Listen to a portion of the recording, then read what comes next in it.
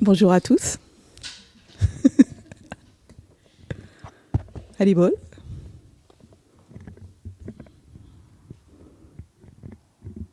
Haribol. Alors, d'habitude, c'est Rasalila qui parle de Ramachandra. Et comme j'ai ce magnifique livre ici sur la vie de Ramachandra quand il était petit, Fanny Bhushan m'a demandé hier si je pouvais parler un petit peu de Ramachandra. Et lui, il parlerait après de Bhaktivedanta Tirtha Maharaj, parce que c'est son apparition aujourd'hui. Et donc, je l'ai pas lu en entier, donc je vais juste vous raconter le début de ce très joli livre. Ma petite histoire à moi avec Ramachandra. Quand on était petit, on a fait la pièce de Ramachandra pendant des années. Et donc moi, j'avais pas les chansons des princesses Disney quand j'étais petite en grandissant. Je chantais, je me prenais pour Sita et je chantais pour Ramachandra dans les jardins. Et donc Ramachandra et Sita, cette histoire, ça a été vraiment, elle a bercé toute mon enfance. Donc voilà, je suis contente de parler. Alors avant de parler de Ramachandra, on va parler de Ravana, parce que Ravana, il est arrivé bien avant Ramachandra, très très très longtemps avant. Et quand il est arrivé, les demi-dieux, ils ont envoyé plein d'avertissements, et c'est les derniers qu'ils ont envoyés, parce qu'après, ils avaient trop peur de lui.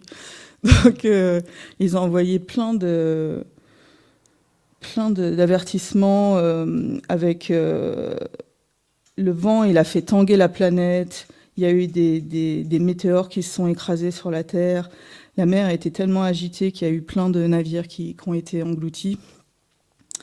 Il est né dans une petite maison dans les montagnes, et sa mère a fait sortir cet enfant à 10 têtes et 20 bras, petit enfant qui hurlait tellement fort, que d'ailleurs Ravana, ça veut dire cri fort, mais c'est pas son cri à lui, c'est plutôt le cri d'effroi qui faisait ressentir à tout le monde quand il le voyait. Mais elle l'a appelé Dashamukha, 10 têtes.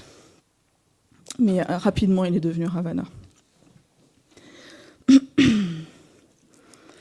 Alors, Indra, il a essayé de se battre contre lui. Et Ravana, il l'a terrassé très rapidement. Et à partir de ce jour-là, en fait, tout le monde était son serviteur. Il n'y avait ni le soleil qui se levait, ni la nuit qui se mettait, ni le vent, rien ne se faisait sans l'accord de Ravana. Ravana, il avait aussi exigé à Vayu qu'il fasse une toute petite brise très douce sur son île, et que s'il y a jamais quelqu'un qui arrivait sur l'île qui terrasse avec le vent, n'importe quel arrivant. Il avait aussi demandé à Varuna de terrasser ceux qui venaient et de faire des toutes petites vaguelettes quand tout allait bien. Donc il avait tout le monde sous lui. En fait, sa mère, c'était une Rakshasi, c'était une démone, mais son père, c'était un sage. Et son sang était mêlé aux dieux, puisque son demi-frère était Kuvera, c'était le trésorier des dieux. Donc c'était le symbole de leur richesse. Et il était très cultivé, comme son frère. Seulement, son esprit retors faisait de lui comme un ange déchu. En fait, il était trop avide. Alors très très jeune, en fait, il était très jaloux de son frère. Donc très très jeune, il s'est dit, je vais faire des austérités pour avoir des bénédictions. Donc il a commencé à faire des austérités à Brahma pendant 1000 ans. Et au bout de 1000 ans, il s'est coupé la tête pour l'offrir, une de ses têtes, pour offrir à Brahma. Il ne s'est rien passé. Donc 1000 ans après, il s'est recoupé une tête, comme ça, pendant 10 000 ans, jusqu'à ce qu'il lui reste qu'une seule tête. Et il était prêt à la couper, donc à sauter la vie. Et là, Brahma, il est venu. Et pour lui accorder la puissance qu'il voulait, et lui remettre ses têtes. Mais en fait, il n'avait pas demandé à être fort par rapport aux êtres humains, parce que pour lui, les êtres humains, c'était rien du tout. Vu qu'il arrivait à mettre tous les demi-dieux à la monde, pour lui, les êtres humains, c'était rien. Donc il n'avait rien demandé par rapport aux êtres humains. Donc Ravana, en fait, Lanka, ça appartenait déjà à son frère. Donc il a volé Lanka à son frère. Et il s'est battu avec lui pour aussi avoir son chariot. Que Rasalila nous racontait comment il était magnifique. Magnifique chariot d'or.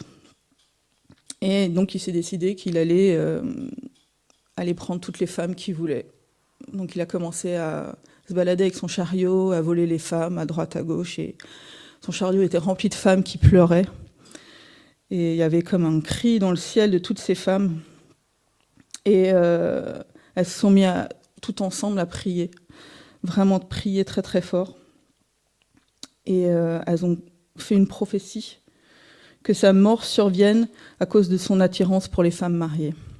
Et ça l'a quand même un petit peu dérangé.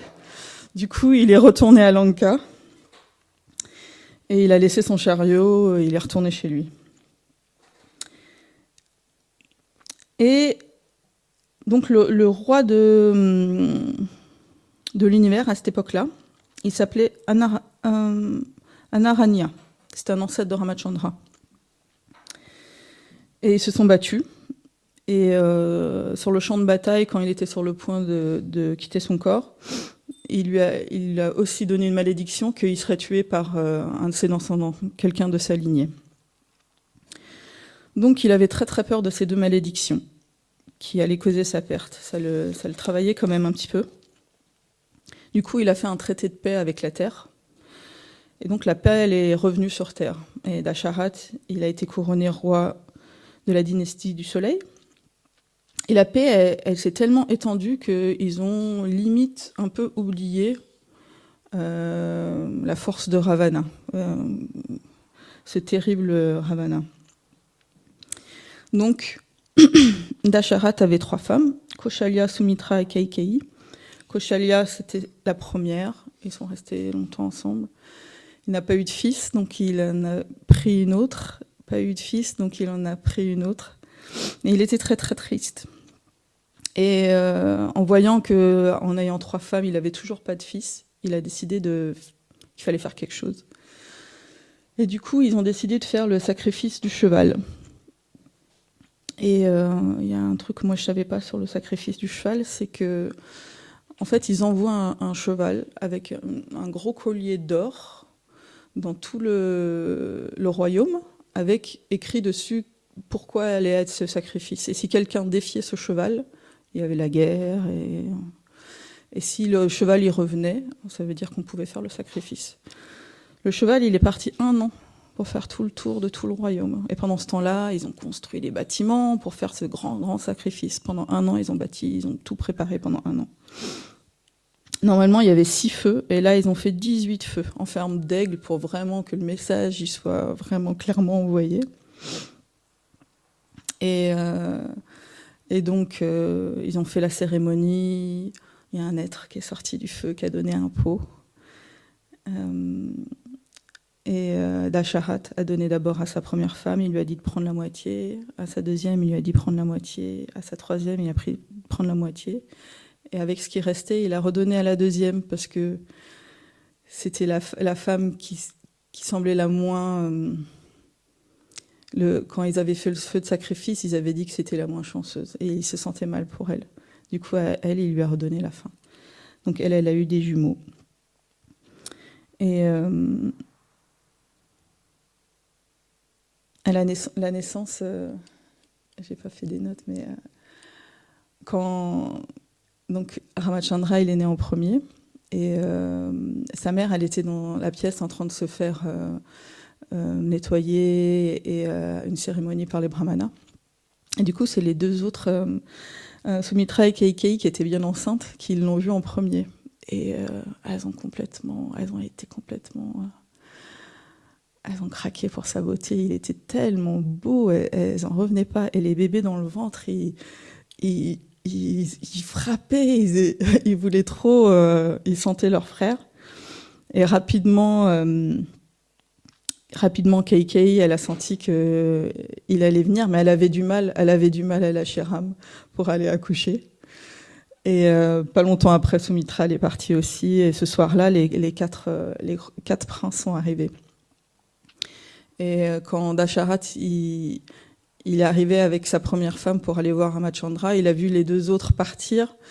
Et il avait un petit pincement parce qu'il savait qu'elles étaient en train de souffrir, mais sa seule méditation, c'était maintenant son fils. Il voulait trop voir son fils. Et quand il a pris son fils dans les bras, il s'est plus rendu compte du temps. Sa femme, elle s'est endormie à côté de lui. Il est resté toute la nuit juste à le regarder. Et donc Ram, ça veut dire celui qui plaît. Et Ramachandra, c'est celui qui apporte que du plaisir. Je crois que c'est ça. C'est ce que ça veut dire. Donc le temps a passé. Les 5 petits garçons s'amusaient beaucoup dans les jardins d'Ayodhya.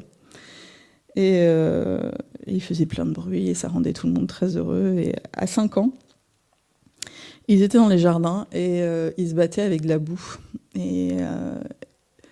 Et Keikei, c'était la plus jeune. Alors elle avait cet esprit d'enfant aussi. Elle n'avait pas peur de la boue, qu'elle soit une reine. Du coup, elle est venue pour jouer avec eux. Ils ont commencé à la bombarder, alors elle jouait avec eux. Et la Kaushalya est arrivée, elle était plus reine digne, pas de boue. Alors dès qu'ils ont vu Kaushalya arriver, ils sont allés se cacher. Et du coup, elles ont eu une conversation en disant « Mais qu'est-ce qui s'est passé? Tu t'es fait attaquer par des singes ?» Alors elle disait « Oui », et ils rigolaient derrière. Et du coup, elle est partie pour se nettoyer. Elle a dit à sa servante Mantara de dire à son fils Bharat qu'il fallait qu'il aille se nettoyer.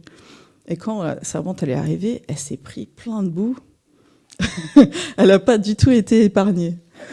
Donc, et elle était bossue et vraiment pas très belle. Et du coup, elle leur a dit « Ah, mais c'est parce que je suis moche que vous m'avez attaquée. » Et Ramachandra, tout de suite, il a vu qu'il lui avait fait de la peine. Ils étaient juste en train de jouer.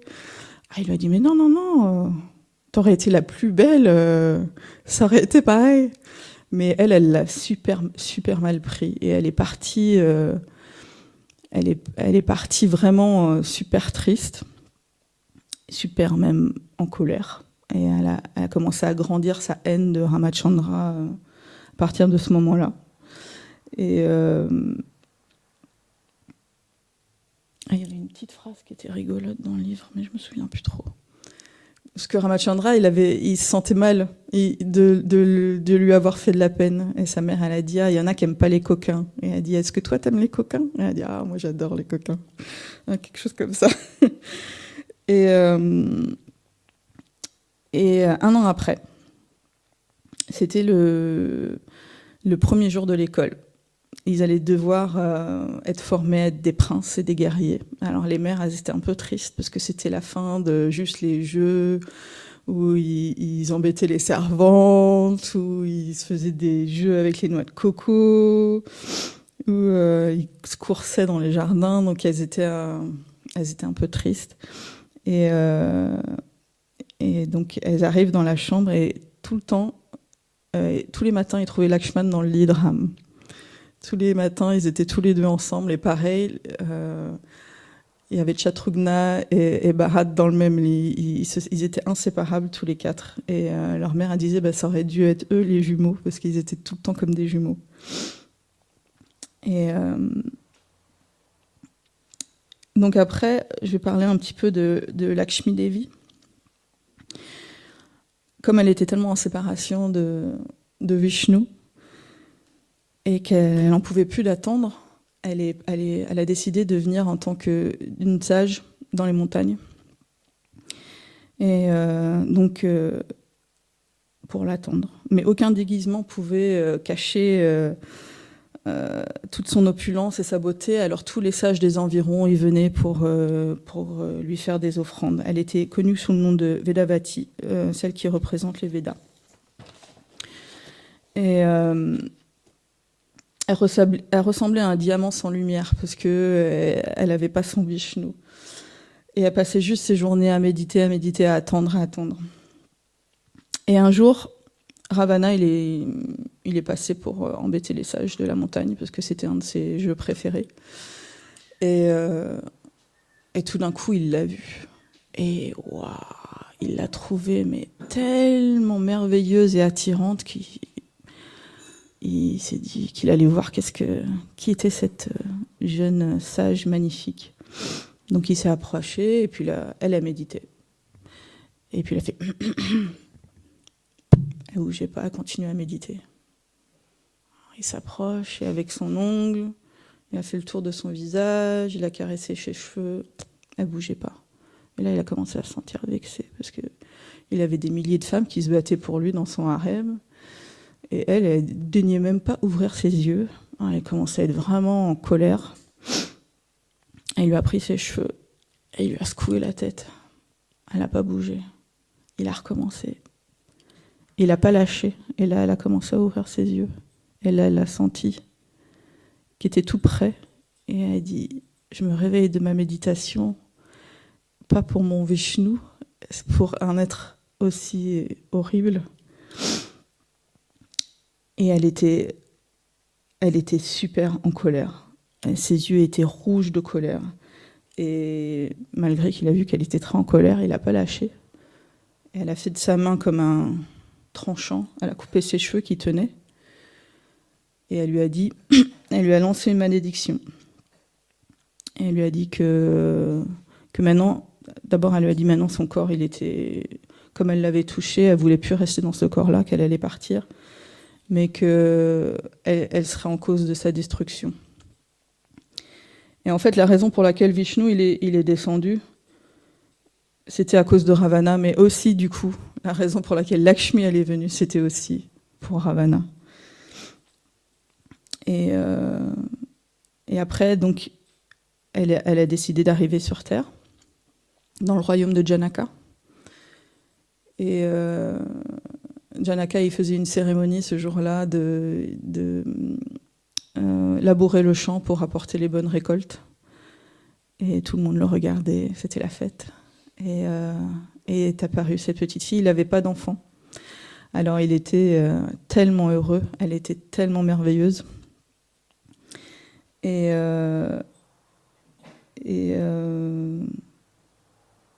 voilà comment elle est apparue, comment Lakshmi Devi est apparue dans ce divertissement. Et l'histoire s'arrête là pour aujourd'hui. Et maintenant, je vais passer la parole à Fanny Moucha.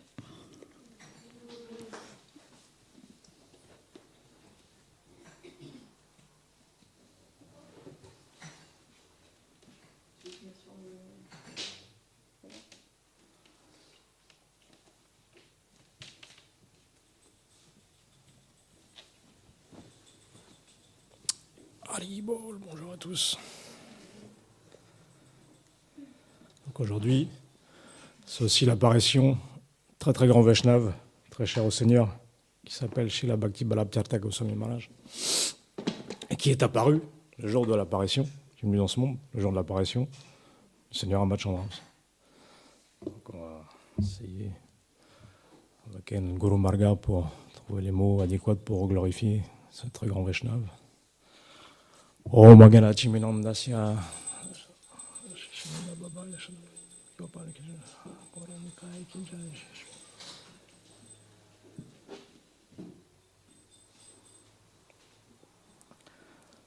Om Aganachi Minandasya Janan Shara Shakaya Chashurmita Mira Tasmei Shigurave Nama Om Vishnu Padaya Goranga Prestaya Bhutare Simate Bhakti Vimudaya Bhai Badaya Chinamine Om Vishnu Padaya Gora Prestaya Bhutare Simate Bhakti Pramadaya Purego Sami Chinamine Padaya Krishna Prestaya Bhutare Simate Bhakti Siddhanta Sarasvati Chinamine.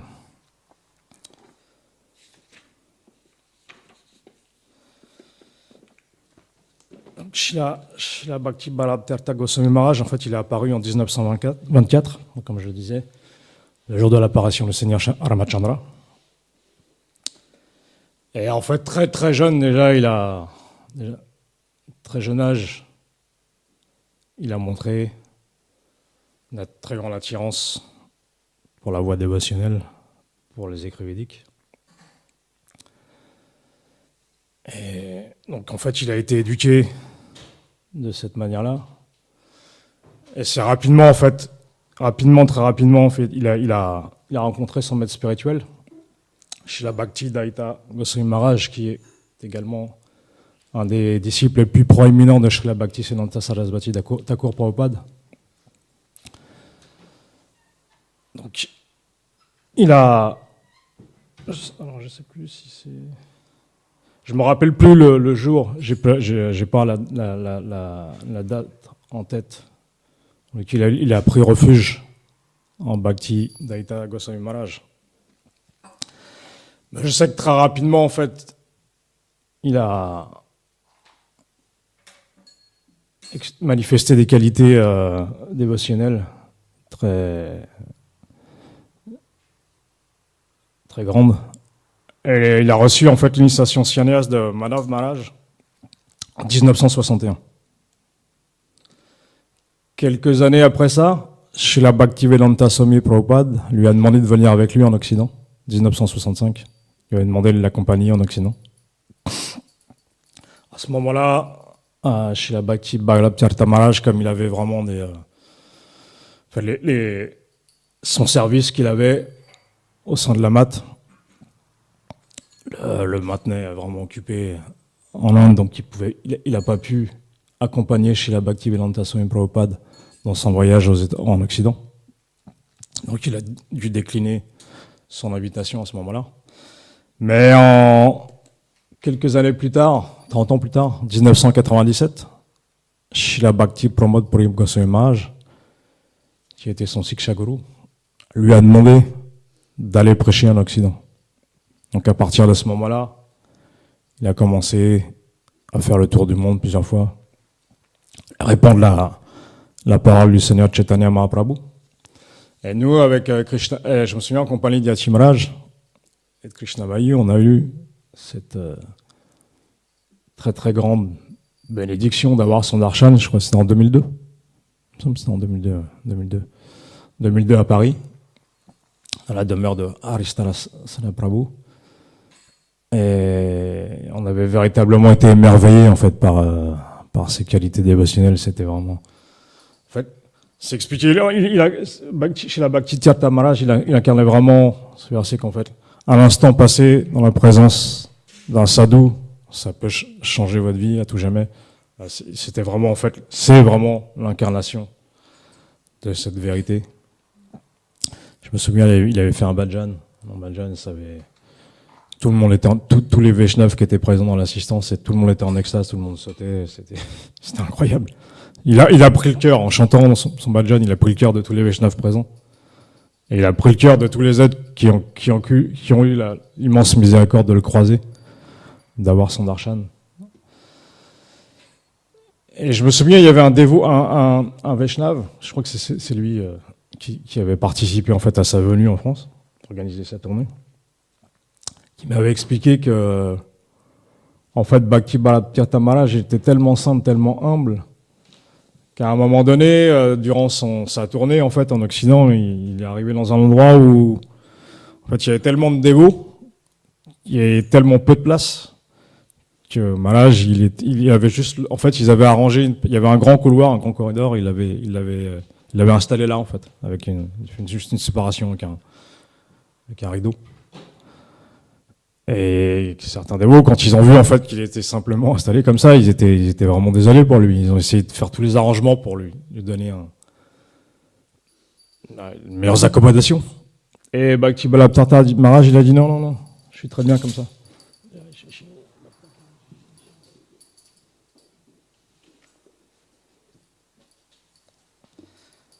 Il a dit non, je suis parfaitement bien installé comme ça. Tout va bien. Vas-y. De montrer que voilà, le Vaishnav, en fait, il est satisfait en tout, peu importe ce qui vient à lui, peu importe. Il voit en fait, il voit la miséricorde du Seigneur partout, peu importe la condition dans laquelle il se trouve. Pour lui, c'est constamment. Il est jamais. En fait, le Vaishnav, le Vaishnav authentique, il est jamais séparé de la miséricorde du Seigneur, peu importe sa condition. C'est expliqué. Les sadhus et les shastras expliquent que un véritable dévot du Seigneur, même s'il se retrouve en enfer, il continue à prêcher la miséricorde du Seigneur, même en enfer, et à bénir tous les êtres. Peu importe sa condition, ça va pas l'affecter, ça va pas le couper en fait de sa méditation sur le Seigneur suprême. Et là, en fait, ce matin, je regardais maintenant, on voit tous ces grands Vaishnavas, il est toujours présent sur cette planète, et il est en Somalie maintenant depuis quelques années. Et je regardais, là, en ce moment-là, ils sont en train de célébrer son Vyasa Puja dans la mat, Calcutta. Il y a plus de 3000 Vaishnavas qui sont venus du monde entier pour le glorifier, pour avoir son darshan. Et Maharaj, Bhakti Vallabhtirtha Maharaj, en fait, il est en Samadhi en ce moment. C'est-à-dire qu'il est, en fait, son corps est toujours présent, mais sa conscience, internellement, il est au monde spirituel. Il est en ce qu'on appelle le Samadhi. Mais, comme nous l'expliquait un de ses plus proéminents disciples qui est venu récemment ici, Vishnu Maharaj, il peut sortir de son Samadhi quand il le désire. En fait, c'est une condition qu'il peut décider lui-même, dont il peut décider lui-même de sortir, en fait. C'est des divertissements, en fait, que ces grandes âmes, que ces grands Vaishnavas, en fait, ils peuvent perpétrer sur cette planète pour nous enseigner, en fait. Constamment nous enseigner, parce que même dans cette condition-là, en fait, quand on a la miséricorde d'avoir le darshan du Vaishnava, notre vie est entièrement purifiée, en fait, juste qui nous parle ou qui nous parle pas, juste le voir, quelques instants, passer quelques instants en sa présence, lui offrir un hommage, méditer sur lui, ça purifie notre existence à jamais. Donc c'est vraiment des occasions comme celle-là, en fait, c'est véritablement des grandes opportunités pour recevoir la miséricorde de ces grands Vaishnavas. Parce que, en fait, le Seigneur, quand il décide de venir aider une âme conditionnée, mais qui fait en sorte de devenir, par ses efforts et par sa sincérité, un candidat sincère au service de dévotion, en fait, le Seigneur se manifeste à lui en premier sous la forme du maître spirituel, sous la forme du Vaishnava authentique. Donc, les jours comme le Vyasa Puja du maître spirituel, des grands Vaishnavas, des grands acharyas, en fait, c'est véritablement des jours où on peut obtenir beaucoup de miséricorde parce que le Vaishnava, il a distribué comme ça, librement. Et surtout, des très très grands Vaishnavas comme Srila Bhakti Vallabhtirtha Goswami Maharaj, comme ça, plongé, absorbés dans un profond samadhi, en fait, ils sont comme Balaram quand il est sous l'effet du Varuni, en fait, il distribue comme ça. Il suffit juste si on a la miséricorde, même si on n'est pas présent, on peut pas, si on est séparé physiquement d'eux par la distance, mais on peut méditer sur eux et on peut vraiment prier pour leur miséricorde. Et cette miséricorde, ils sont prêts à la donner à quiconque la désire. Et donc moi, je profite de cette journée, ce jour, pour véritablement implorer la miséricorde de Srila Bhakti Vallabhtirtha Goswami Maharaj, qui déjà, premièrement, qui nous permettent à tous de renforcer notre lien, de devenir une communauté forte, pour faire plaisir à nos acharyas, nos maîtres spirituels, à notre Guru Marga, faire plaisir à Srila Bhakti Puri Maharaj, Srila Bhakti Vallabhtirtha Goswami Maharaj, Srila Badayan Maharaj, notre très cher Yati Maharaj. Et c'est ça aussi, et pouvoir inspirer les gens, en fait, parce que si on devient une communauté forte, vraiment soudée, qui sont là les uns pour les autres, on inspirera les gens aussi. Parce qu'on voit les gens maintenant, en ce moment, ils sont perdus dans ce monde. Ils ont besoin de refuge. Ils ont besoin d'exemples. Ils ont besoin de savoir qu'il y a des endroits où il y a des gens qui vivent les uns pour les autres, qui s'aident vraiment et qui sont prêts à aider les autres, sans rien attendre en retour, qui sont vraiment là, en fait, qui ont dédié leur vie pour servir l'humanité. Donc les gens, ils ont besoin de trouver les endroits comme ça. Et le mouvement de Sankirtan, c'est un mouvement de miséricorde. Nous, on a reçu cette miséricorde sous la forme du maître spirituel. Donc on a aussi le devoir de faire de notre mieux pour la redistribuer. Il y a plein de manières de le faire. Éduquer ses enfants pour le plaisir du Seigneur, c'est une très bonne manière d'inspirer les gens.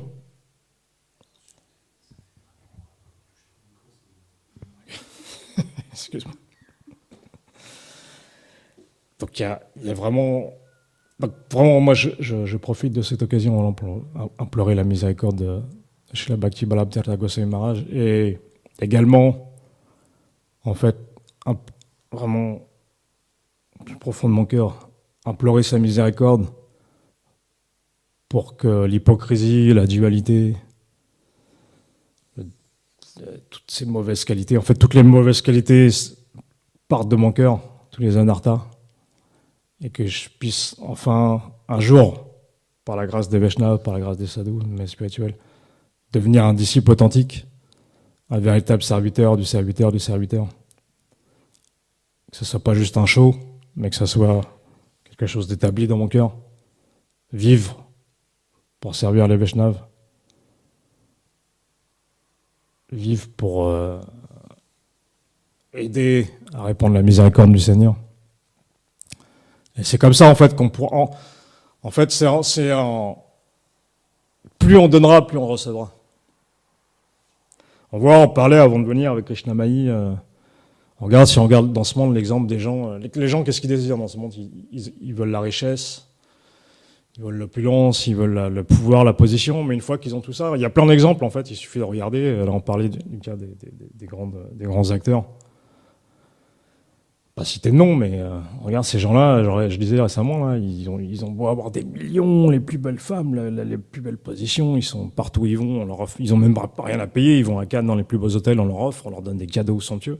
Mais malgré tout ça, ils sont toujours pas satisfaits. Malgré tout ça, ils vont toujours prendre refuge dans des choses encore plus basses que ce qu'ils ont. En fait, ils ont tenu une position, dû à leurs activités dans les vies passées, ils ont tenu une position au niveau matériel qui paraît vraiment, véritablement enviable, mais si on examine d'un peu plus près leur vie, on voit que finalement, ces gens-là, très souvent, ils prennent refuge. Ils vont finir par prendre refuge dans des choses, même matériellement plus inférieures, en fait, matériellement plus basses, qui les fait déchoir de leur position.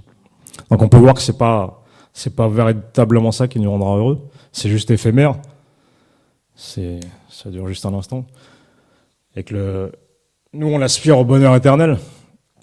Et ce bonheur éternel, il peut on peut l'obtenir par la grâce des Vaishnavas, en fait, en essayant de les satisfaire, en faisant notre mieux pour essayer de les satisfaire, sincèrement. Et comme nous l'explique très souvent Yati Maharaj, c'est en développant la bonne attitude des uns envers les autres, en développant des véritables serviteurs. Et les jours comme aujourd'hui, on peut véritablement invoquer la miséricorde des Vaishnavas pour obtenir cette attitude de service. Ça se manifeste véritablement dans nos cœurs. Et voilà, devenir des vrais Vaishnavas.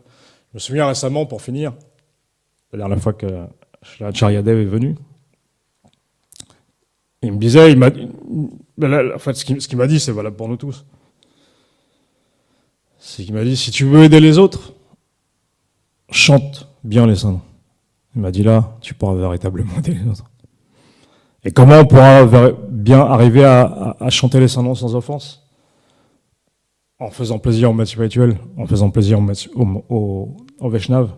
Quand les Vaishnavas et les maîtres spirituels seront satisfaits avec nous, on recevra la grâce de pouvoir chanter les saints noms sans offense. Comme l'explique Acharyadev, chez la Bodhana Maharaj, en fait.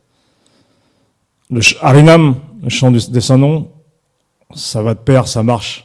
Combinaison avec Vaishnav Seva, le service au Vaishnav. Donc quand on arrivera, par la grâce des sadhus, des Vaishnavas, à développer la bonne attitude de service pour faire plaisir aux Vaishnavas, alors on pourra chanter les saints. Donc profitons de cette journée, d'occasion comme celle-là, exceptionnelle, pour prier, implorer la miséricorde des Vaishnavas, qu'on puisse développer la bonne attitude. Srila Bhakti Vallabha Tirtha Maharaj Jai Sitaram Manumal. Si, oui, pardon. C'est pas que le micro est coupé, hein, s'il y a des gens s'il y en a parmi nous qui veulent prendre la parole.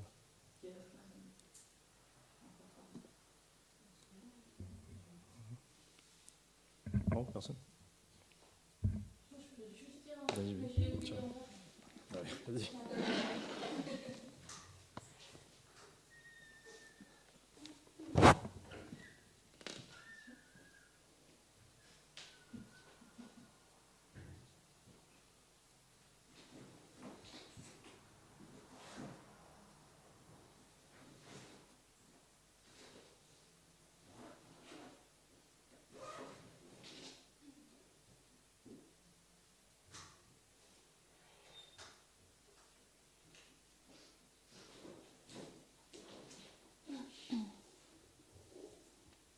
Déjà, juste, je voulais dire que hier, j'avais parlé justement de Balabhtirtha Goswami Maharaj avec Revati, parce que comme c'est son maître spirituel.